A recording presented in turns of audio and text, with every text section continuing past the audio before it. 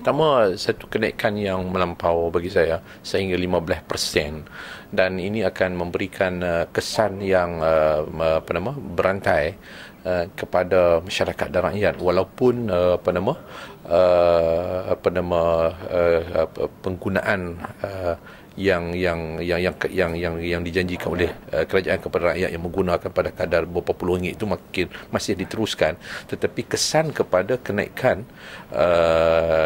kepada komersial ini akan menyebabkan berlaku kenaikan production,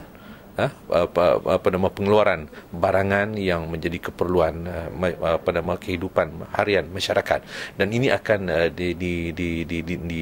ditampung dan ditanggung oleh rakyat sendiri. Dan begitu juga kenaikan nanti apabila 200 unit ke atas, 200 unit ke atas, dia akan dikenakan GST apabila GST akan dilaksanakan nanti pada tahun 2015, dan sudah tentu ini akan memberikan beban yang lebih besar kepada masyarakat dan rakyat. Apapun bagi saya, nampaknya kerajaan selepas pilihan raya ni dia tak peduli dah apa rakyat nak kata, rakyat nak maki dia, rakyat nak marah, nak tunjuk perasaan kepada dia,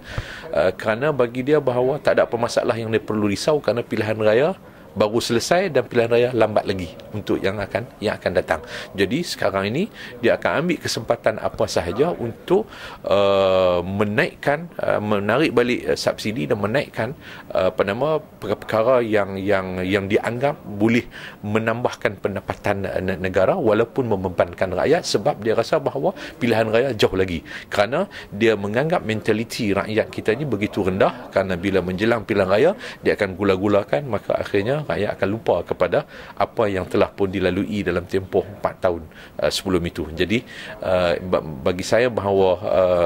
slogan rakyat didahulukan berakhir pada pilihan raya yang lalu. Slogan ini hanya akan dapat dilihat menjelang pilihan raya akan datang. Sekarang